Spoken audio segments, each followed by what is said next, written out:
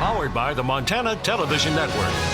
This is the 5:30 News on Q2, Montana's news leader. Good evening and thanks for joining us. I'm Russ Riesinger. And I'm Jeanelle Slade. Local authorities asking for your help tonight to find a Laurel woman who's been missing for more than 40 hours. Dozens of friends, volunteers, and authorities scouring open land north of Laurel in an effort to find something that will lead them to 57-year-old Lori Bray. An active investigation now underway. Bray was last seen leaving her Laurel workplace early Tuesday morning. Her car found hours later and miles away. And that's where searchers gathered today. Q2's David J. was at the scene, has the very latest from the sheriff. David? We're out here at the intersection of Buffalo Trail Road and Laurel Airport Road, close to the cemetery. Family and friends came out at 10 o'clock in the morning to search for her, about 60 to 70, according to Sheriff Mike Linder. We're also standing fairly close to where her car was found, and we had a chance to talk with the sheriff about the disappearance and what he knows so far about Lori Bray.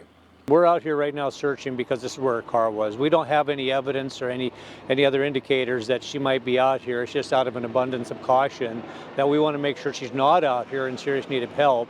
And so that's why we've got all these volunteers. We got information that this female was last seen yesterday morning, probably between right around 12:30 in the morning, seen leaving work at the casino.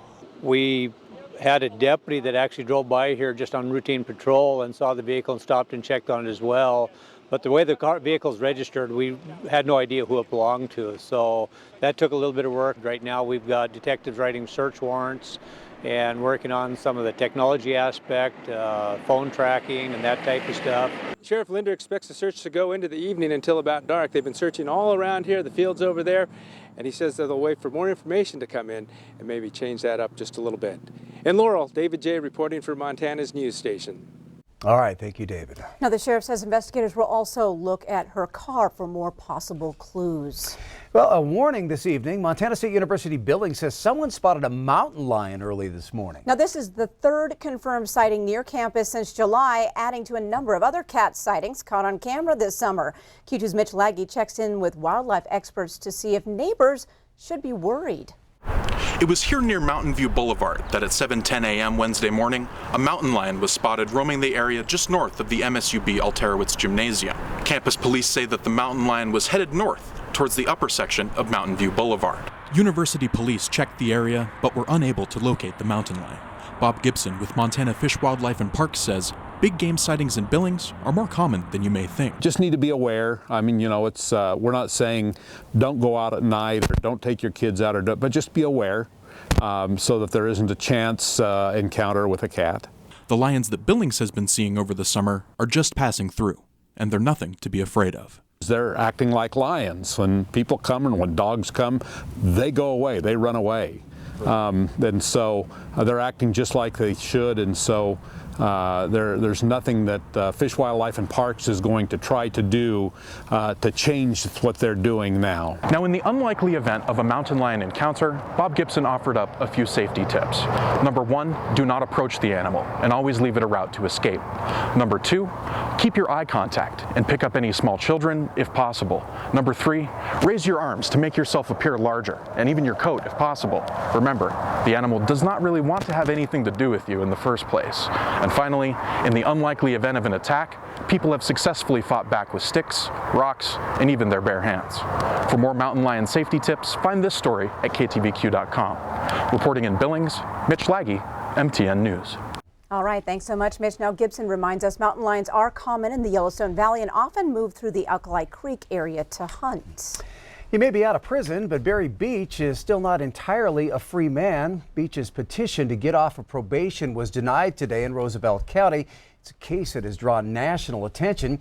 Beach originally confessed to the 1979 murder of Kimberly Ness, but later argued that that confession was coerced. In 2015, his sentence was commuted to time served plus 10 years probation by Governor Steve Bullock.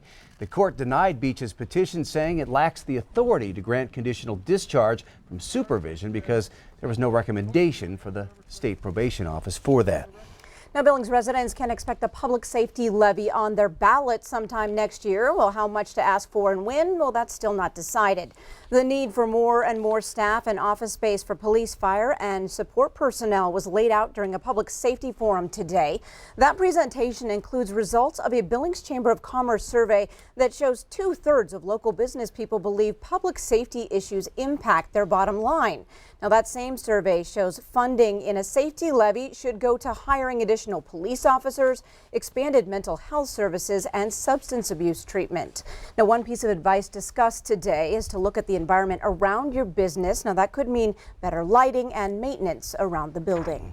Well, the fight against opioid abuse in Montana is ongoing, but a new report from the governor shows we are making some ground. Numbers show a decrease in prescription rates and a drop in the average daily dose of opioids since 2012. Jessica Nelson reports from Helena. Was the invisible epidemic that no one was confronting. Governor Steve Bullock, along with several other state health officials, presented key findings from a recent report on the fight against the opioid epidemic in the state of Montana. According to the report, from 2012 to 2017, there was an overall 4% decrease in opioid prescriptions, and the average daily dose of opioids decreased by 23%, something Dr. Greg Holzman, state medical officer with DPHHS, says is encouraging but still not enough. But even though the numbers are lower in the state of Montana, they are still preventable deaths, and each preventable death is one death too many. Dr. Holzman says we as a state need to have two goals: minimize or prevent unnecessary opioid prescriptions, and ensure opioids are not being used by someone without a prescription. If you or someone you know has a legal opioid prescription, you need to be aware of the resources available to you in order to prevent accidental overdoses. Dr. William Galley, physician from Central Montana Medical Center, says the state of Montana has a standing order for a medication called naloxone. Naloxone has become much more important as one of the life-saving parts of the response to that situation because it so rapidly reverses the effects of an opioid overdose. Because of the standing order for naloxone, which was signed into law by Governor Bullock back in 2017, anyone can get the opioid reversal medication from their pharmacy without a prescription. So we want naloxone carried by the people that are on these high doses, carried by the addicts, carried by their families and friends, as well as anybody who would respond first to an emergency like that. State health officials would also like to remind everyone how important it is to properly dispose of any unused opioid medication. There are now over 165 medication drop boxes in the state of Montana. In Helena, Jessica Nelson, MTN News. And those medication drop-off boxes are available across our region, including many police and sheriff's offices.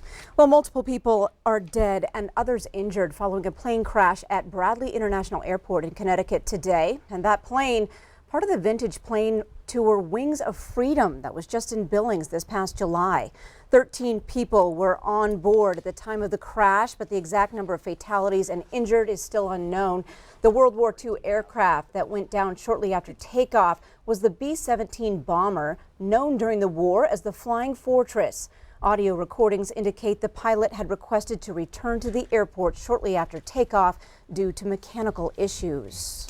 It's become a pretty standard view as football players take to the fields made with synthetic grass. Well, tonight, MTN Investigates takes a closer look at safety concerns across Montana as one particular turf company faces dozens of lawsuits nationwide. Here's Chief Investigative Reporter Andrea Lutz. School districts across our state have invested in turf, and maybe the biggest player in the game is Field Turf USA. The Montana Grizzlies play on it, so do the Montana State Bobcats, as well as various high school teams around Montana. But I'm learning the company is facing big allegations from schools across the country who say field turf doesn't hold up and athletes have been injured. One of the most recent claims come from Rancho High School in Las Vegas, where there were reports of concussions and burns from football players. The school superintendent there has shut down the field, impacting their season. That field completed in 2007 by Field Turf with defective fiber known as Duraspine. So through my investigation, I learned 2 Montana schools also had the same kind of defective turf installed here. But it wasn't until MTN informed those schools that they knew anything about it. My investigation, Turf Trouble, dives into the legal history on field turf, and I ask the company why schools in Montana were never informed about the defective product. So join us tonight at 10. All right, thanks, Andrea. First Lady Melania Trump will travel to Wyoming this week to promote U.S. national parks and her youth initiative. Mrs. Trump will be in Jackson Hole Thursday and will visit Grand Teton and Yellowstone National Parks during her trip. The White House said in a press release the First Lady will visit national parks and landmarks in Wyoming to spread the child well-being message that's a big component of her year-old Be Best initiative. MTN will have coverage of her Friday visit to Yellowstone. And there's more news from across our state tonight. Airbnb, a popular travel trend, is on the rise in Butte, but not everyone is happy. Join me tonight at 9 on your statewide MTN News on the CW to find out why. But first, still to come on tonight's 5:30 news, the new gyms at MSU and Bozeman have blown up just like they're supposed to. We'll take a look inside. And in sports, Laurel's guys and girls open the state tournament tomorrow with strong odds. Scott shows us why and hears from both teams. And coming up in weather, the rain and snow from this morning has moved up and out of the region. So how much precipitation did we get and what's coming up next? We'll tell you coming up in a few more minutes. You're watching MTN News with Jeanelle Slade and Russ Riesinger. Storm Tracker weather with Bob McGuire. And sports with Scott Green. This is the 5:30 news on Q2, Montana's news leader.